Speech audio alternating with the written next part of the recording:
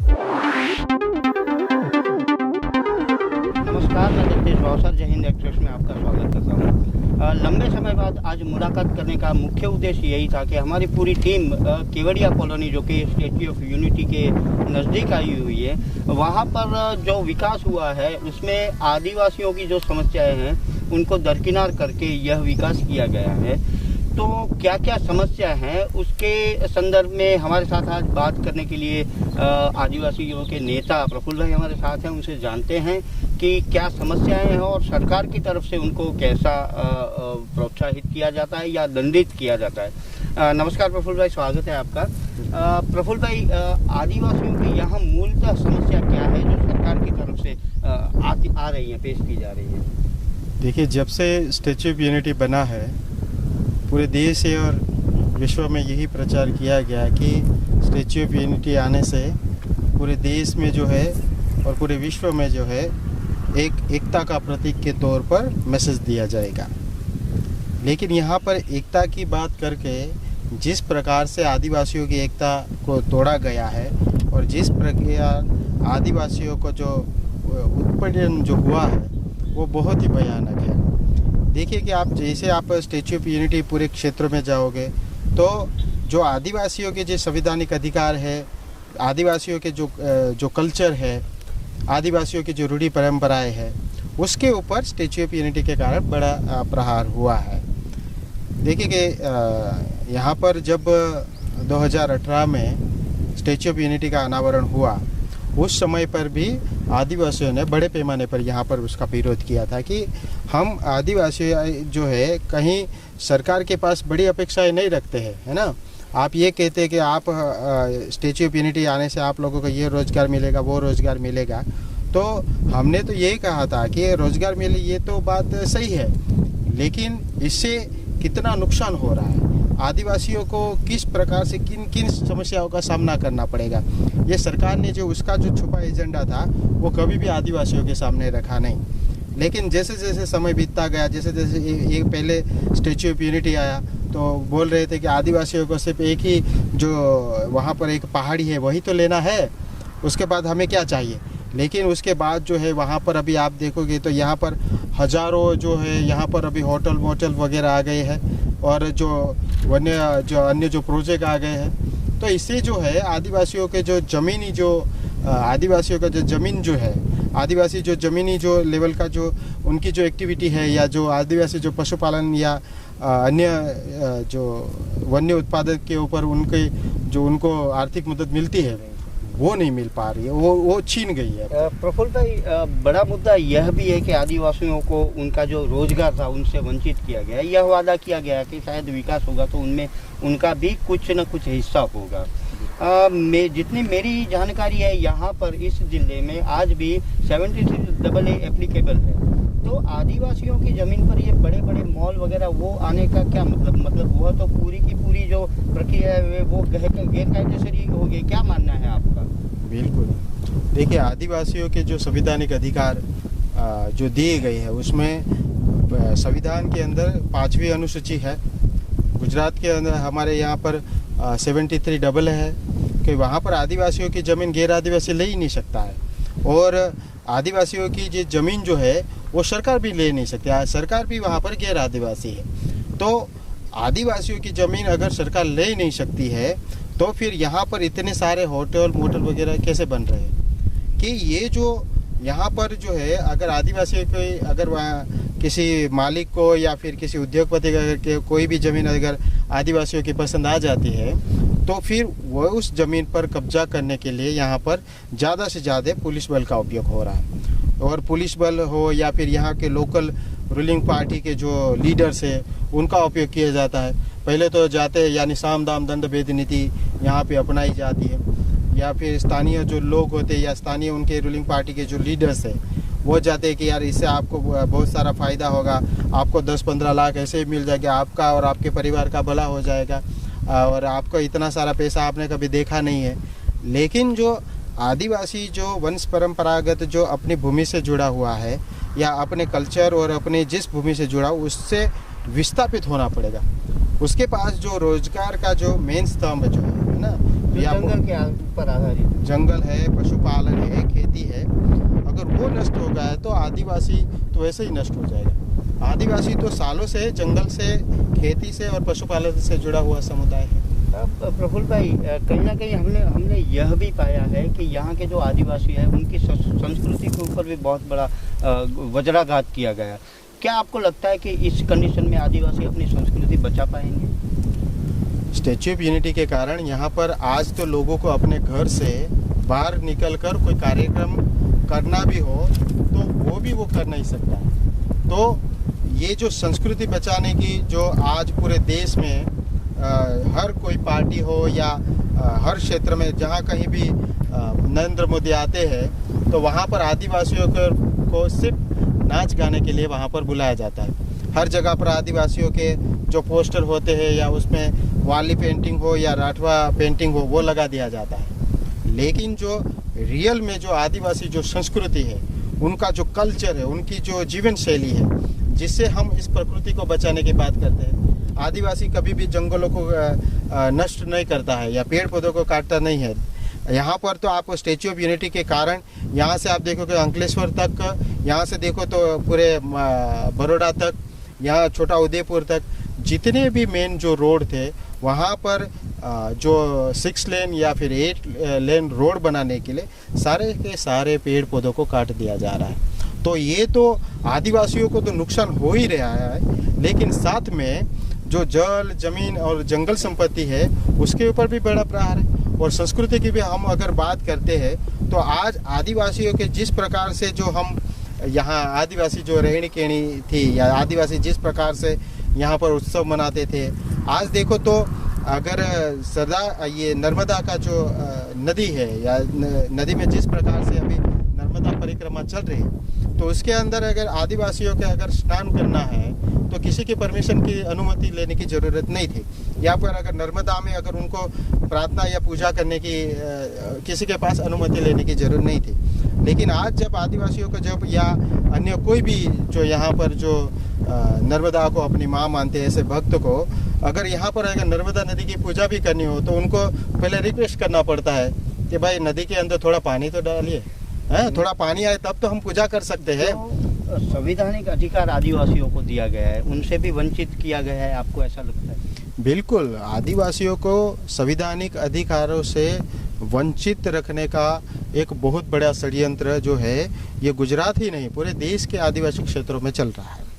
और उसमें भी आप देखो तो गुजरात में जहाँ पर आज देश के अंदर गुजरात मॉडल की बात की जाती है, आज अगर नरेंद्र मोदी आसाम में जाते हैं या उत्तर पूर्वी राज्यों में जाते हैं या अन्य किसी भी ट्राइबल क्षेत्र में जाते हैं, झारखंड, बिहार या छत्तीसगढ़ में भी जाते हैं तो वहाँ पर बोलते हैं कि जय जोहार, जय आदिवासी। अरे जोहार का मतलब क्या है वो तो समझिए। जोहार का मतलब होता है कि ये जो पृथ्वी है और हम सबका जो कल्याण करने वाली ये जो इस पृथ्वी यानी जल, जमीन, जंगल है उसकी हम पूजा करते हैं, उसका हम जय जयकार करते हैं। लेकिन आप एक तरफ से उद्योगपतियों को लाकर, अडानी, अंबानी ऐसे उद्योगपतियों को लाकर आप पूरा का पूरा ट्राइबल क्षेत्र जो है और पूरा के पूरी जो जंगल संपदा जो है उसको नष्ट करने का काम करते हैं। और एक तरफ से यानी यहाँ पर दुनिया को और देश को दिखाया कुछ और जा रहा है और ज़मीन लेवल पर जिस प्रकार से जल, जमीन, जंगल संपत्ति का जो नुकसान किया जा रहा है, वैसे ग्लोबल वार्मिंग आज गुजरात हो या पूरे देश में देखिए कि आज जिस प्रकार से अभी ये गर्मी का जो पारा बढ़ रहा है तो वो भी हमारे लिए बहुत भयंकर है।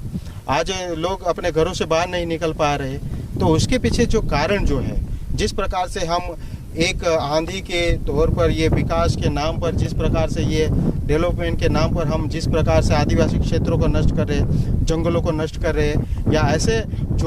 ऐसे प्रोजेक्ट ला रहे हैं। आप स्टैच्यू ऑफ यूनिटी दुनिया का सबसे बड़ा पुतला ला रहे हो और उससे आप कह रहे हो कि यार इससे जो है आदिवासी क्षेत्र का विकास हो जाएगा या जल जमीन जंगल संपत्ति बच जाएगा, लेकिन इससे तो एक दूषण पैदा हो रहा है आदिवासी का या फिर एक क्षेत्र में एक बड़ा रोजगारी के साथ जो अन्य जो बातें जो है वो कभी भी सरकार बताती नहीं है। लेकिन यहाँ पर लोगों को आज जो है अपने पशुपालन का जो व्यवसाय था उनका वो पूरा नष्ट हो चुका है। प्रफुल्ल भाई, यह भी एक गंभीर समस्या है कि आदिवासी पशुओं के ऊपर भी ज़्यादा निर्भर रहते हैं। वो पशु जब विकास के रोड पर आते हैं, उन पशुओं को पकड़ लिया जाता है और उनको छुड़ाने के लिए हजारों रुपए आदिवासियों को देने पड़ रहे हैं। क्या यह समस्या भी पशुपालन को खत्म नहीं कर देगी? देखिए, पशुपालन तो आदिवासियों का एक अभिन्न अंग रहा है, खेती हो, पशुपालन हो। लेकिन स्टैच्यू ऑफ यूनिटी के आने के कारण यहाँ पर अभी आप देखोगे जितने भी आसपास के जो गांव है, अगर उन गांव का अगर कोई भी उनका बछड़ा हो या फिर गाय हो, अगर वो रोड पर आते हैं तो तुरंत पकड़ स्टैच्यू ऑफ यूनिटी अथॉरिटी वाले पकड़ कर लेकर चले जाते हैं। अरे आदिवासी तो आज उनका एक ही तो उनका आधार है, क्योंकि आप आदिवासियों को वैसे स्टैच्यू ऑफ यूनिटी आया था तब तो आप तो कहते थे कि आप लोगों को यहाँ पर बहुत बड़ा रोजगार मिल जाएगा। लेकिन उनको तो वहाँ पर अगर रोड की साइड पर बैठ कर अगर ठेला भी चलाते हैं तो वो भी पकड़कर उनको डायरेक्टली जेल में डाल दिया जाता है। अरे यहाँ पर तो ऐसा कानून है, अगर आप भीख भी मांगते हो तो फिर भी आपके ऊपर कानूनी कार्रवाई हो जाती है। ऐसा तो स्टैच्यू ऑफ यूनिटी कानून जो लाए उसके अंदर ये सब प्रावधान किए हैं। तो ये जो स्टैच्यू ऑफ यूनिटी एक्ट जो बना है, स्टैच्यू ऑफ यूनिटी बना तो चलो एक हम मानते हैं कि एक पहाड़ी या एक छोटा सी टेकरी गई है, लेकिन उसके कारण जो यहाँ पर statue of unity area development और जो अथॉरिटी जो बना है, और उसके कारण जो अहमदाबाद में जिस प्रकार से ज़मीन संपादन का जो कायदा है या जिस प्रकार का कानून बड़ौदा में है, सूरत में है, वही कानून आदिवासी क्षेत्रों में आप लागू करते हैं। यहाँ पर शहरी विकास जो अर्बन डेवलपमेंट अथॉरिटी वो कैसे आदिवासी क्षेत्र में, मतलब यही है, आदिवासियों को जो अपना संवैधानिक अधिकार है उससे वंचित ही रखा है। बिल्कुल बिल्कुल, आदिवासियों की जो मेन जो ताकत जो है या जल जमीन जंगल के जो अधिकार मिले हैं उनको अगर वंचित करना है तो वो तो इनका यही है कि संवैधानिक अधिकार है, यानी ये तो संविधान के ऊपर प्रहार, भारतीय संविधान को तोड़कर उनका अलग से एक मनुस्मृति का जो संविधान जो लागू करने का जो प्रोसीजर है, ये गुजरात के नर्मदा जिला और स्टैच्यू ऑफ यूनिटी के जरिए ये मनुस्मृति लागू किया जा रहा है, उसका विरोध आदिवासी करते हैं। जल जंगल और जमीन की आपने बात की, आदिवासियों से उनको वंचित किया गया, लेकिन हमने यह भी देखा कि छोटे मोटे कई आंदोलन हुए, पुलिस के द्वारा उनको दबाया जा। क्या ऐसा प्रतीत हो रहा है कि पुलिस सरकार के गुंडे की भूमिका में आ चुकी है? डेफिनेटली यहाँ पर जितनी बार भी आदिवासी यहाँ पर निकले हैं या अपने अधिकारों के लिए बात करने निकले हैं, तो ऐसे होता है कि चलो आदिवासियों के अहिंसक तौर पर तो हमें विरोध करने का अधिकार तो संविधान ने दिया है,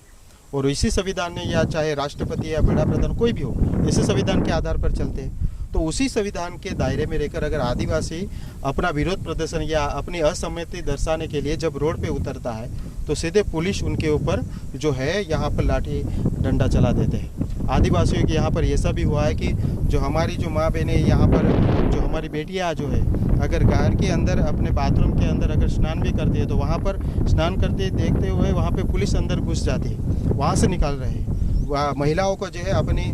जो बाल पकड़ के वहाँ पर खींचा जा रहा है, उनके जो है कपड़े यहाँ पर फाड़ दिए जा रहे हैं। इतने अत्याचार हुआ है कि आदिवासियों के उनके विरोध प्रदर्शन में अपने शरीर के ऊपर पेट्रोल डालकर अपने आत्मदाह करने तक की आदिवासियों ने कोशिश की है। तो ये जो है पुलिस की जो भूमिका जो रहनी चाहिए कि उनके जो भारतीय संविधान के जो नियम है, जो कानून है, उनके तहत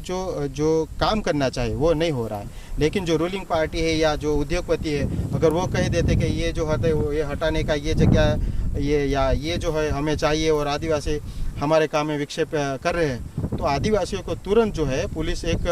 गुंडे के तौर पर आती है, आदिवासियों पर अत्याचार करते हैं, मारपीट करते हैं। और यही जो है ये एक सरमुखत्यारशाही और तानाशाही सरकार के तौर पर आज यहाँ पर कार्यवाही हो रही है। प्रफुल्ल भाई, स्टैच्यू ऑफ यूनिटी की ज़मीन एक्वायर करना मतलब इस जिले में सरकार भी गैर आदिवासी है, उनको भी ज़मीन संपादन करने के कई कायदे कानून हैं। ऐसा मान रहे हैं कि उसमें भी कई चूक हुई है या इरादापूर्वक ऐसे किया गया जिससे स्टैच्यू ऑफ यूनिटी डेवलप किया जा सके?